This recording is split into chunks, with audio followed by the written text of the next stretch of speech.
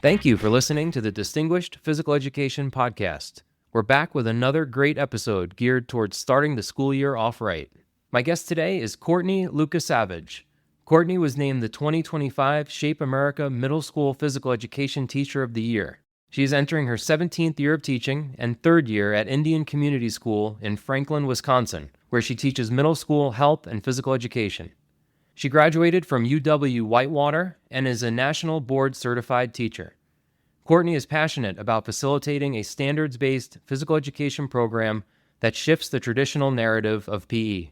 She is a reflective practitioner who utilizes meaningful, student-centered instructional practices and is also committed to building a strong school and community by advocating for resources that increase access to physical activity for students and families.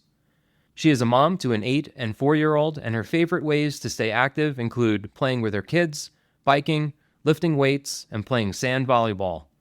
As you'll hear, she is an incredibly reflective teacher and would love to hear your thoughts on the strategies that she shares in this episode and any ideas that you have to help her grow, because she loves learning from the community, understanding that using our collective knowledge is what's best for kids. You can find her on most social media platforms at PlayWithPurpose60. And now I bring you Courtney Lukasavitz.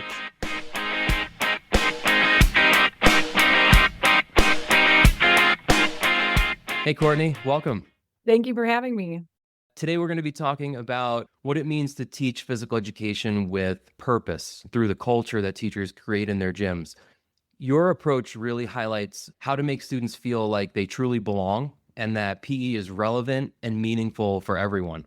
So let's start right at the beginning of the school year. As we all know, the first few weeks of school really set the tone for student behavior expectations, whether or not students feel like they belong in PE, and even the level of confidence that they have throughout the year.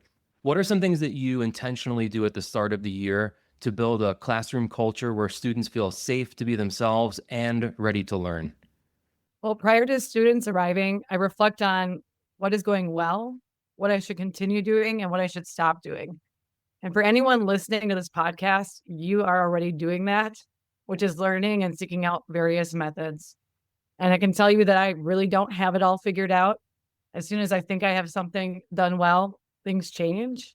And I've learned that there's a variety of ways to do things effectively. We all have different systems, structures, demographics of students. So for those listening, I hope they can find something tangible that makes sense for them. But maybe I give them no new ideas and just affirm what they're already doing. Perhaps we discuss something that people have done in the past and bring it back to the forefront. And one thing, too, that I want to just stress is that there's no blame, no shame, no judgment. We have all used practices in the past and maybe even currently that aren't best for our students. And when we know better, we do better. It's just all about taking that step forward. So I appreciate everyone for being here and listening to this podcast. So when I take those notes and I look back, I take notes every year at the end of the school year on a Google Doc to help me stay organized and think back to what, again, worked really well, because sometimes I get caught up in all the new information that I forget about all the great things that were really effective. When I had a department of teachers, it was important for us to discuss these items so we could run a cohesive program and ensure consistency. I already know the challenges that I'm going to face in the routines and structures in the past. So I think of how can I be proactive and not reactive to those things when challenges arrive. Another thing that I do in my routine is think about how I'm going to take attendance and how I'm going to get to know my students. I always think like students may not remember what you say or do, but they will remember how you make them feel. One significant change that I made in my practice when I had over 350 students and most of them new each year was how I had set up my structure to take attendance. So the old practice of me calling out names and completely butchering these names was something I had to switch. So instead, I had the students come up and introduce themselves to me. It not only helped me learn their names and the pronunciation without embarrassment, but also showed me a little bit about their personality. Were they someone that was going to be shy in class, outgoing? I could also add in a question such as like, what's your favorite memory of physical education? Which I would write down. It helped me build the relationships and draw connections to the future. From their perspective, when they're drawing up memories of their favorite moments in PE, I hope that it's giving them a positive thing to think about to build on with my class. And a quick tip, at least if you have Power School for sure to learn names, the mobile app is much better. And the web version, I could scroll through and see pictures and names. And that really helped me to learn their names, which is so important to establish relationships right away. One of the things that you mentioned is how you constantly reflect on years past or lessons that you've just recently taught, and not just about what you want to change or grow in, but about the things that went well, because it's really important to ingrain your strengths in your memory as well. This way you're continuing to do the things that went well and that had a positive impact on students. That tip that you gave us for taking attendance so that we don't act like it's 1975 anymore and just call students' names out and they just yell out here, and we have students who we don't know their names halfway through the school year, it gives them some buy-in right from the beginning. I just think that's so important for, again, setting the tone at the beginning of the year. You mentioned a quote in an email, and you said that culture is defined by the worst behavior you allow. That really stuck with me. How do you hold the line early in the school year so that your expectations around behavior and kindness and effort and safety become part of your class's identity? Well, humans inherently test boundaries. Therefore, set boundaries that you think are essential. And if it's not essential, don't set it. And then follow through on your consequences. So I try to focus on being clear and consistent with my expectations and proactive, not reactive. Again, if you're going to make a rule, make sure you enforce it. One specific rule that I'm consistently reteaching in middle school is no put downs.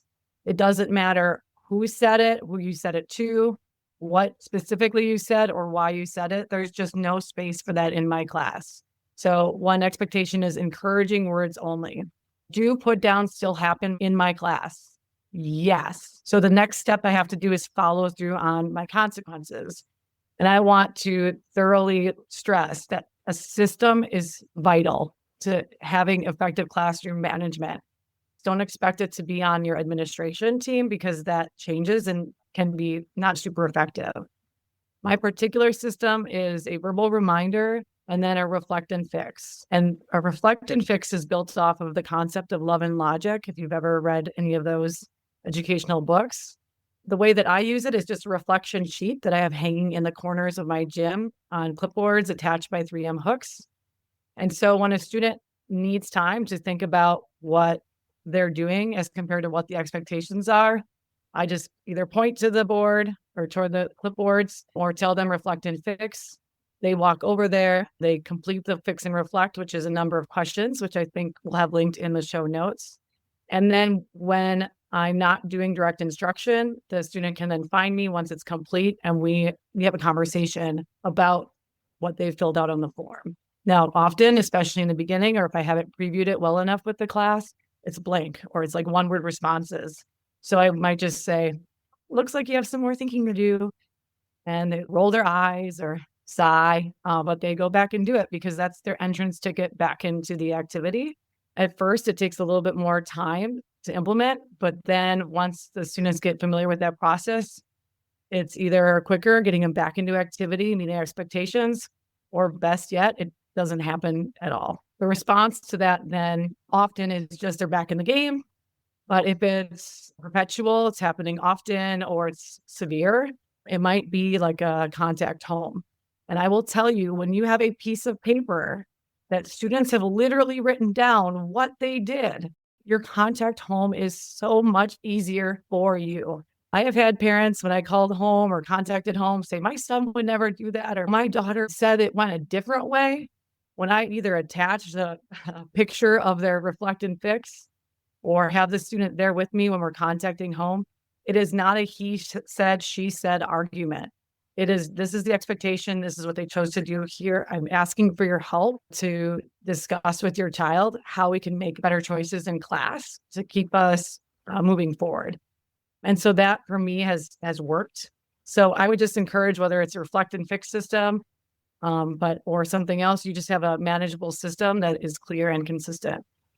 That is a National Teacher of the Year tip if I've ever heard one. I mean, that is absolutely brilliant. Can you expand a little bit on the impact that the reflect and fix process has had on the culture of your class? Do you notice less off task or disruptive student behaviors like put downs, for example? Or even if they do still occasionally happen, which of course they do, you're a middle school teacher, do you notice that they get resolved more efficiently or more effectively by using this process? Absolutely. And it's all on me to have the system in place and be consistent with it.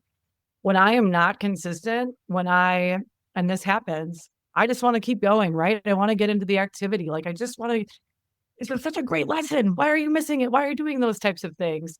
And I ignore the behaviors or I don't follow through with what I say I'm going to do. And so if I am consistent with my follow through on the process, my lessons run a lot smoother. If communication home needs to happen, it is so much better to do it sooner than later. How often have we communicated home and a parent or guardian has replied with, I wish I would have known about this sooner. So when it's a communication early, you can nip things in the bud a lot earlier and really have an environment that is supportive for you meeting your learning goals. When you frame it that way as a support for the student, that's going to have an impact as well on their future behavior because you're telling them, I'm not calling your parent or your guardian to get you in trouble. I'm calling them because we want to make sure that we support you and that you're successful in this class. I think that's a really wonderful way to frame it. While we're on the topic of calling home, do you have any advice on a system for how you reach out to parents that you would want to share with listeners? I'm thinking about calling early, maybe not often because you have hundreds of students, but establishing relationships essentially with parents in the same way that you establish relationships with the students because you don't want the first time that you call a parent to be about the reflect and fix form. You want to have already established a relationship. Do you have anything along those lines that you could share with listeners? Absolutely. Communication home is really important early on and make it positive. Maybe it's a general email to all of your parent guardians about what your goals are for the class for the year, what you saw in class that was really exciting. Obviously, if you can have individual communication home that's positive before negative, that's the best. So if you've had these students previously, you probably already know the people that are going to need reteachings. So if you can find a positive in that first couple weeks before you see the negatives and you can communicate home about those positive things, it's going to set the tone for your relationship with that student, with that parent or guardian in a positive way. And you're going to probably garner a lot more support from home. So at the end of the first week or so of school, you might know who some of your high flyers are going to be. Think about something that they did positive in PE that week. Call home and establish a relationship with their parent, communicating what that positive thing was that you saw and maybe the impact that it had on that student's peers. You can't make 350 phone calls home in the first week of school. So find the 20 or 25 students that you think might benefit from it most and call home and talk to their families and just have a positive conversation and start to develop those relationships. You've been modeling a growth mindset for our listeners by talking about how you reflect on your lessons, what you keep, what you change. Let's talk about a growth mindset in student terms. So there's a real emotional risk for students who don't feel successful when they engage in physical activity. How do you help students see their mistakes as part of learning, especially we're talking about those early weeks of the school year when the confidence that they build during that time can make or break their experience in PE? If I could go back to our last question too and give you a cheat code on that, is that all right? If you have a lot of students in your class and you want to give individualized feedback to them, a great tech tool is called Autocrat. It is a Google add-on that basically is a mail merge. So you could create a general email and it'll autofill the student's name in there for you. And it pulls from a Google sheet. So maybe you have your student roster listed in one column. And the next column, you have like general things that you saw them do really well in. You could do it that way and send a generalized email, but it looks personalized to each parent or guardian. If you want your parents to open the emails, have their child's name in the subject line. They're going to open it more often than if it's just like a general PE subject line. And Autocrat can do that for you. It's a great Google add-on. I learned by just watching YouTube videos on how to use that system. And once you set it up, it is there for you to use over and over again, and saves me a lot of time and helps that communication piece. So now I'll go back to the growth mindset question. So cooperative games and activities have been really helpful with creating the growth mindset. It's not just about the game, but the dialogue that surrounds it. So framing your games before you play them with questions for students to maybe walk and talk about, such as what makes a good partner or teammate, or what inspires you to try harder for your team, can be really good to set the stage for the cooperative activity you're about to engage in. And then at the end of the cooperative activity, you can have students highlight the positives that they saw in each other after engaging in that activity. So, for example, point to who was a really awesome teammate. Now go tell them why. Like, what did they say or do that made you feel that you wanted to try harder for your team? So it's not only building the conceptual knowledge there, but it's building the social skills and the positive culture in your class. I try not to single out students who inevitably critique their teammates. So instead of putting them on the spot and highlighting the errors that they made, I acknowledge those types of areas of growth in myself. For example, I'm so competitive. And I remember that, when I wanted to win or complete a task, I was yelling at the person or just explain it like you just witnessed. And once I noticed that I needed to change that from negative to constructive feedback and really encourage my teammates, then we got better. So if you have like a personal story you can tie in there, or work it into like what you just saw, but make it about you rather than that student, it puts them in a space where they feel like they can grow. Because those are the ones that actually need to grow in this skill, are the ones who are yelling at their peers. The personal approach really helps students relate, not just to build a relationship with you, but to just see the situation from a different perspective. So I think that's really impactful. I want to ask you about the pointing to a teammate and giving them a compliment. Obviously, it's a very impactful practice to use. I can imagine, though, as a former middle school PE teacher myself, the first time you do that, you're going to get a couple of eye rolls, students who just don't want to say something positive to a partner. Does that happen? And if so, what is your response or approach to, this is what we do in our PE class? This is the culture that we're trying to build. We're not going to roll our eyes. Like, saying nice things to people isn't silly. What is your approach to those types of situations? I find that it's easiest for students to give those compliments, and they usually want to give them to their friends. What I find mostly is maybe some students who deserve the compliment but aren't getting it. So I will make sure that I personally mention their names and say, wow, I noticed you doing this in particular. I noticed you bringing that feedback. But when you make it the cool thing and it acknowledge when you're doing something that's helpful for the group and for the team or the collective like culture of your class, it becomes a thing to do when you highlight the positives. So I haven't had really eye rolls on it. I mean, maybe they did it behind my back, but it just takes practice. And often I have to tell the kids, fake it till you make it, in terms of, these positive sayings. Like, you might be like, I don't want to go up to that person and say good job or good game or whatever it might be, but go do it. Or you don't want to perhaps include that person that you've been arguing with, outside of class, in your group, in your team. But it is expected that you include them in your activity, that you actively engage them in, you wave them into your group, and you put those things aside for the activity that we have. So you And the model it for students so that they see you doing it as well. And you're consistent with this practice. It's not something that you just try out for the first week of school and then once September or October hits, you kind of abandon it. If you're consistent with those expectations, Mhm. you can really have students internalize that part of the culture in PE is that we, of course, don't put each other down. On top of that, we support each other with encouraging statements as well. Yeah, and I do model what not to do before it happens. So I will ask for a student to come up and I'll tell them secretly, I'll say, I'm going to be really mean to you. Are you okay with that? If they're not okay, then I'll get somebody else up. Hey, kids, I'm going to be a student right now. All right, the teacher says, get a partner. And then I look at that person and they come over and they act like they're going to be my partner. And I roll my eyes, or I tease the kids like, there's no upgrades here. So, like, yeah, I'll be your partner. And then, oh, I want to be partners with this person. Like, no upgrades, no downgrades. Once you make eye contact, That's your partner. And then you're going to go into, usually there's like a would you rather or a discussion question that we're going to talk about as a partner, but model what it looks like. And even ask the students, like, who's ever been in a situation where they felt like they weren't part of the group or felt left out or felt like they were a downgrade or an upgrade in this kind of situation. And they'll kind of smile and laugh and raise their hands. And then you model what not to do before it happens. It really does help facilitate it going forward. And the kids then become reminders to each other about what to do. No upgrades. That's something that I'm going to share with the teachers that I support. That one is hilarious. You talked a little bit earlier about instilling in students that one of the values that they should have is that they should try harder for their team, right? And that they should take risks.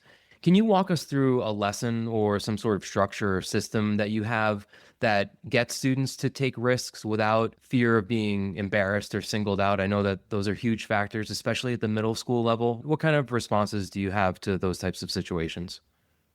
Anytime I teach anything high in skills, I try to highlight failures as a path for success. Many of my students at my school are obsessed with basketball. And so bringing some of their icons into the conversation engages them. And so I might ask them, like, what percentage do the best shooters make their shots? And what percentage do they miss? So I bring up Caitlin Clark, Steph Curry, or anyone that's relevant to them. And the answer is really that they miss more shots than they make. And the point of that is to highlight it's okay to make mistakes. It's okay to fail. And it's about how we respond to that is what matters. So as PE teachers, our activities will be more effective if we start to focus on the way we facilitate groups and communicate skills. I love using my volleyball unit as an example for this. So Gary, I have a question for you. What would volleyball be if no one ever made a mistake? I think it would just be a volley from now until the end of time. Nobody would ever score a point. Correct. I ask my students this. It's 0-0. Is that fun? Mistakes are a part of the game. And I often show a YouTube clip of a local high school or university team. For us, it's the Wisconsin Badgers playing. And I ask students, what happens when a teammate makes a mistake? If you've ever watched high-level volleyball, this is the best example of how to respond after a mistake. They're always coming to the middle, giving encouragement, patting on the back. Perhaps you even hear them say, it's all right, next one, make it up with a pass, things like that. So that type of modeling before it happens really helps them replicate that in the class. And then into the structure. The structure I use for volleyball is I create roles and expectations for those roles. For example, students are in small groups. I try to do 4, and even in the very beginning of the group, I'll even split it into smaller groups.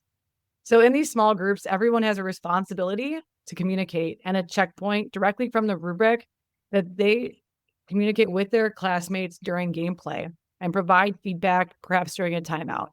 For example, if you and I are on a team, your job today might be to help remind us and give us feedback on ready position when the ball's in play.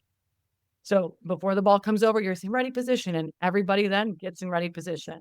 My job might be to remind our teammates to communicate, to call the ball short, deep, in, out, mine, yours. Another person's job might be to remind the team to move towards the ball. And then finally, another person's job would be communicate what skills need to be used, pass, set, hit, to try and get that sequence going, especially later on in the unit. Finally, I have daily captains, and it's not the traditional captains like pick your teams. Instead, the role of captains is to lead the group in their warm-ups. So I'll have like a sheet printed out that they grab from the volleyball cart, they lead them through, they pick up and return equipment. And probably the most important job and that they love the most is to solve any disagreements with opponents when they're playing. So with their opponent's captain, to be specific. So often you'll see, that was in, no, that was out. And the whole group is arguing. I will pause the group and say, who's your captain for the day? They need to come to the net. They need to solve it between the two of them. And again, we talk about conflict resolution. How are we going to solve this if we disagree? Maybe rock, paper, scissors, whatever they come up with, so that the game can keep moving. And everyone experiences the role of captain. It rotates daily to ensure that all have the ability to be successful. One thing I forgot to mention is it's expected in this unit that the game is modified so that everybody can have success. So you might have expert volleyball players and they are not doing any modifications at all. But you have your people who are new to the game, they can catch. Perhaps you have someone who needs it to bounce. And so part of the role as the captain is to ensure that everybody on their team has what they need to be successful. You mentioned so many effective practices in PE in that response. We started the conversation by talking about how purposeful you are in the way that you teach your students. Giving students those various roles, that's going to have a huge impact on the culture that you're building, whether it's students giving feedback to each other or students settling disagreements. Another thing that you do is that you group students with expectations for language. So I think part of being an effective teacher is to really just be aware of the classroom dynamics and what teenagers need. And a lot of that is it's all about their peers, how their peers feel about them, think about them. And I used to primarily focus on the activity and not on the structure of getting people into groups. And I saw students disengage who maybe like surprised me that they were not really engaged that day because normally they were. And what I realized was it was the negative social interactions with their peers that maybe they brought in from the class before them. And maybe I added to that by saying, get into partners. That happened once last year. And I wanted to get in the activity quickly. I told them to grab a partner. And I usually do say that the partners switch often. So don't get caught up in who you're with because it's going to change. At this particular time, there was a group of 3 friends, 8th grade girls. And when 2 of them picked each other to be partners with, that left somebody out, and it affected her ability to learn in my class. And many of us might think, well, she just has to be more resilient. Like, that's tough. But the thing is, we don't know the underlying issues that or concerns or traumas that that person might have faced. And so that really made me step back and think, I really have to make sure that I'm intentional, well planned about the structures of the way I get my students into groups so that they can continue to feel safe in my class to learn. Because on that day, in that moment, she didn't feel safe emotionally. So one thing that I'm going to go back to is making sure that our partners are random, that they really never know who they're going to be partnered with. I've done that before with strategies like having an elbow partner, knucks partner, a toe-to-toe partner, or their strategies like clock partners. So you can have that laid out for them. And then always using, like, if you're ever across the gym from one another, the rotational strategy that's I find really effective is to once let's say you're throwing across the gym or whatever it might be, maybe you're passing across the net, make sure when you rotate, just have, for example, the east side, move one partner to the right. And then the most important part is go to the middle, introduce yourself, answer a silly question like, what's your favorite dessert? Or would you rather always be winter or always be summer? Just to build that getting to know each other, that acceptance, and it authentically builds empathy within your class, which is a foundation for accepting others and being able to work with others successfully. I think a few teachers get caught up in the power struggle that comes with grouping students, and they get fixated on, well, I want students in a group of 3, and this is the group of 3 that I assign them, and that's the end of the story, as opposed to looking past that at a lot of the things that you just mentioned, like trauma-informed teaching and what that student might be going through, and realizing that grouping students isn't the goal. The goal is to have students feel, number one, of course, safe and welcome in your class and to build the culture that you're talking about. And then the goal is what the standards-based learning is for the day. Let's get past the grouping and get students into groups that they feel comfortable in so that they then have access to the learning and the teaching that's going to be going on that day. Also, the answers to those questions are, I would rather have it be winter all the time, and I would be eating Oreos, just in case you wanted to know. Summer all day for me and ice cream. But I also want to highlight that it doesn't always have to be the partner that they would pick. When you say pick a partner you're comfortable with, or it's all about comfort, that's not really the goal either, because we grow outside of our comfort zone. So when students bring that up for who they want to work with, I often challenge them to test their skills and their communication skills and their ability to work with anyone in their class. And I've fallen into that before, like pick your partner. Who do you want to work with? Oftentimes, the people that need the skills are the ones who need to be partnered with people who challenge them in ways that they feel a little uncomfortable with. That ties into something that I'm really passionate about also, which is our standards-based social skills. And I'm thinking of a grade level outcome about inclusive situations in physical activity. So there could be lessons early in the year that are being taught on what it looks like to be inclusive of anyone who's in your group and not to just pick your friends or not to think that there's some sort of upgrade to your team out there. It's just this is who our group is, and we're being inclusive and we're making everyone feel welcome in this group. Thanks for those thoughtful responses. Those are really helpful. You've been talking a lot in this conversation about how to make students feel seen, especially at the middle school level and high school as well. That can be, easier said than done. Do you have any other tips for teachers, any other intentional moves that you make that communicates to students that they matter in your space and in your PE program? I do quarterly surveys. So at the end of every quarter, I ask them for their feedback directly. I ask them if they feel that PE is valuable, because that question is so important to me. And it also is affirming. It's vulnerable to put yourself out there and ask students to fill out a survey. When you get 95, 98% of them saying PE is a valuable course, it's like, okay, I'm doing the right things. And when they leave me and they go on and become physically literate adults, they're going to advocate for PE as well. Or that's my hope, anyways.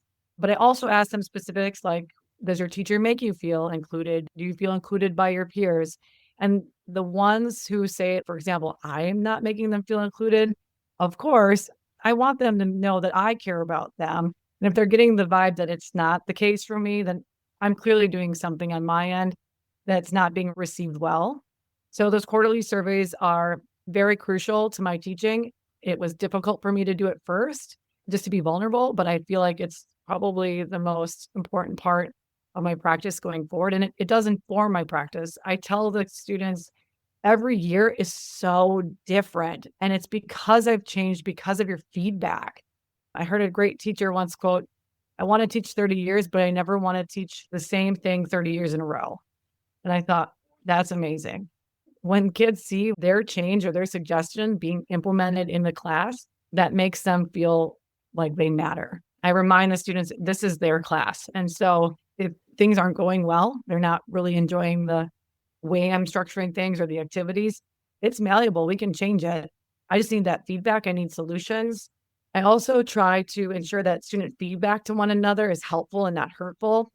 I didn't talk too much about it yet, but making sure that students know what to say to one another. So having clear cues or rubrics posted and visible so that students are giving each other accurate constructive criticism that's matching the learning cues or rubric is really helpful.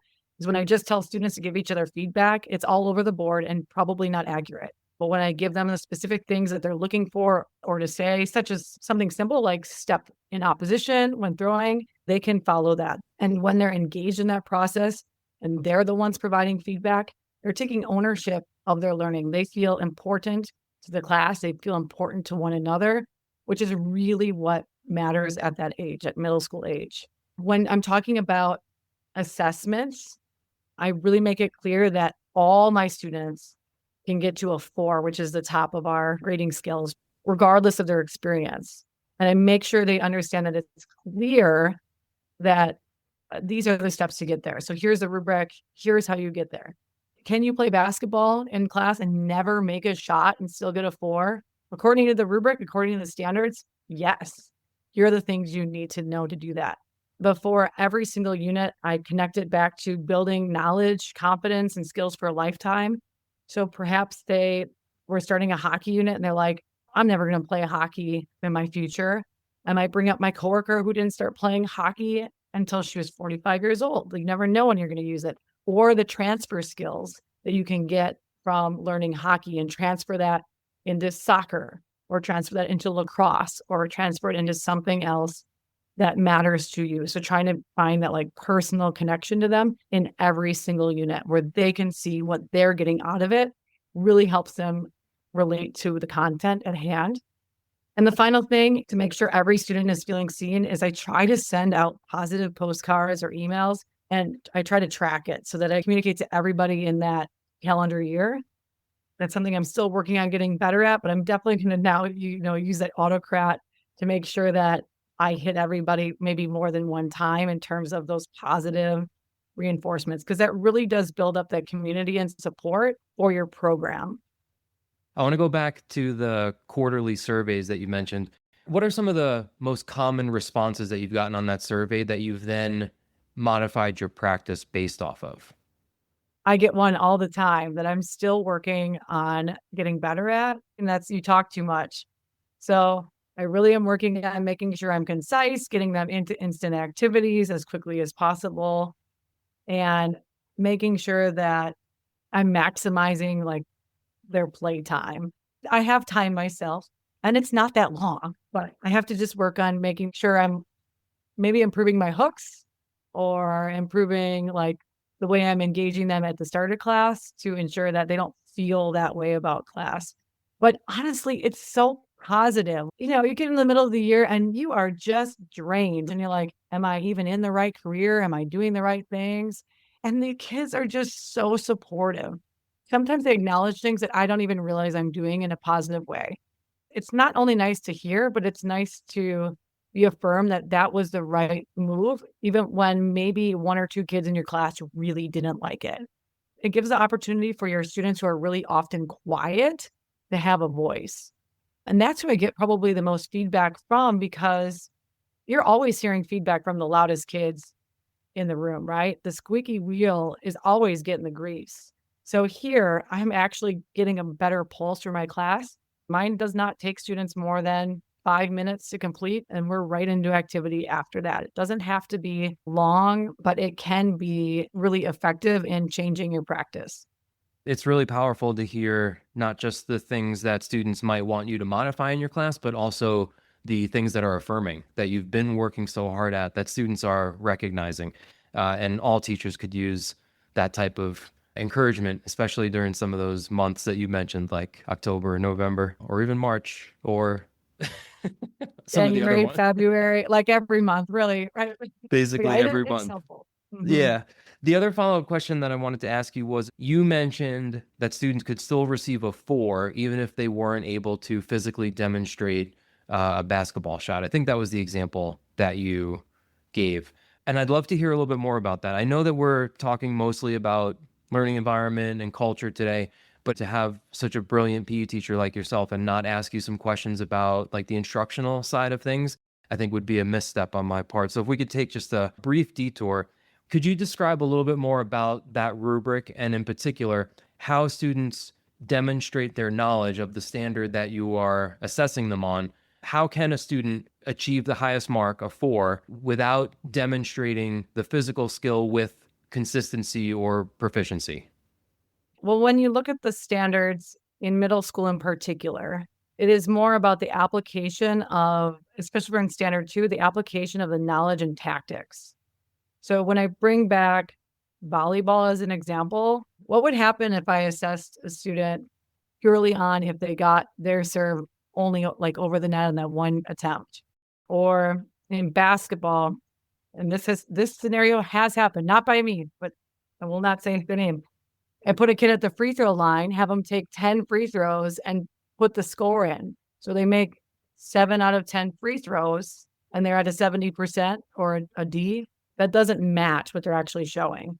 I guess when I discussed it first, I was thinking more in standard 2 about the application of concepts, knowledge, and tactics.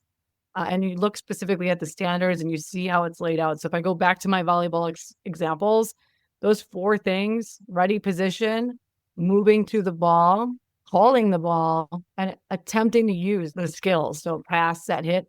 Is there anything in those 4 things that you need a high level of skill to do, or is it practice, application, and effort? Is everybody able, no matter where they're at, able to do that? Even by modifying, by allowing them perhaps to catch and then do a self set.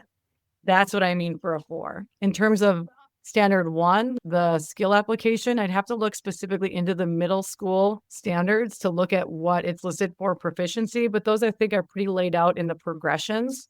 And I love the new standards. I can just look at those progressions, and the highest one is a 4. And I can explain that to the students and they can see the transfer right there. But I also do want them to know, like, for example, if you have someone who's injured, who has an ACL tear, and they're sitting out in your class, they are not going to fail my class because they're unable to demonstrate that. How is that any different from someone who might have maybe a skill gap or like maybe not enough background knowledge in that? So they can show it in other ways. Maybe they can, for anyone who's out, for example, I have an on the sidelines worksheet. So they identify the skills or goals that we're working on for the day, whatever the learning goal is or standard. And then they either pick out a team or a person and they write about what they see and how it relates to the standard that we're working on that day. And it's their reflection piece on that that's actually scored. So I think if you're measuring skills, especially in elementary, I feel like it's more based on those like direct skills, then you have your set rubric, but you always have to be willing to be adaptable and modify because you don't want someone to feel like they're not good at PE because they can't make a basket 10 times out of 10. There was a teacher that I was working with about 10 years ago. We were looking through a curriculum. It's a popular curriculum that's out there. I won't say the name of it. And he was getting ready to do an assessment as part of one of his basketball lessons. And it was exactly what you just described. It was if you are and had titles for the 4 performance categories from like rookie to professional or all-star, something like that. You were an all-star if you got 10 out of 10 shots. You were a rookie if you got 0 or 2 shots.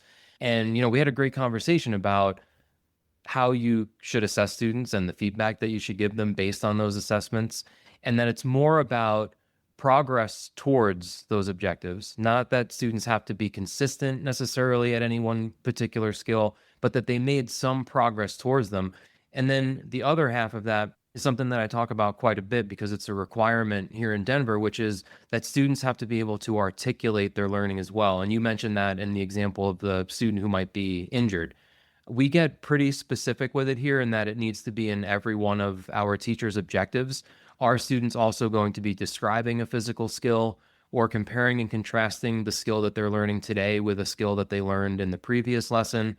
Are they going to be analyzing a partner's form in a specific skill and giving them feedback?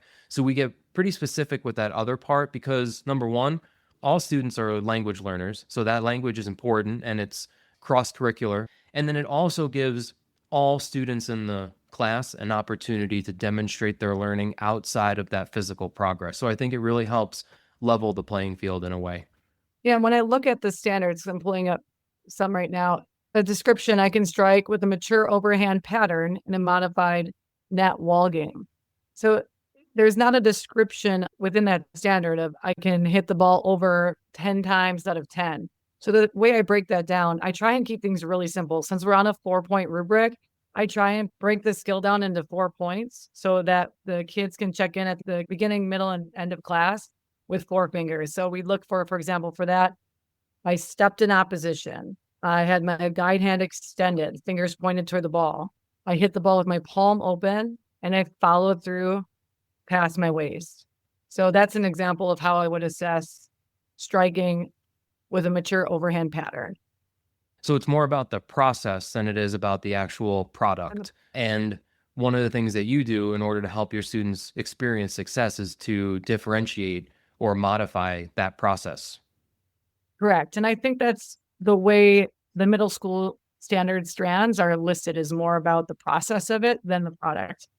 Something new that I've been meaning to try with my guests is to share a real world scenario with them at the end of our conversation that kind of encompasses the topics that we've talked about. So let's give it a try. What do you say? Sounds great. All right. So this would be for secondary, middle school or high school.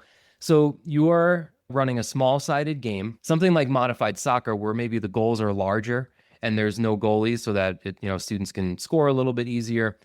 You've intentionally grouped students to keep the teams balanced, just like you talked about earlier in this episode as well. But during the game, you hear a student complain, why am I always with the people who don't try. And then you see others on their team deflate and the game starts to fall apart. So obviously, as the teacher, you want to protect this inclusive culture that you're building. You want to try to help that student reset and bring the rest of the group back into the activity so that the class doesn't spiral away from us. What would you recommend that a teacher does in that moment? And then what routines or follow-ups might you have that would either prevent a moment like this from happening or, limit the chances that it happens in the future? I feel like I would need more context in the sense of, is there validity to a statement? Like, are Good the point. kids around him Good just point. standing in one spot?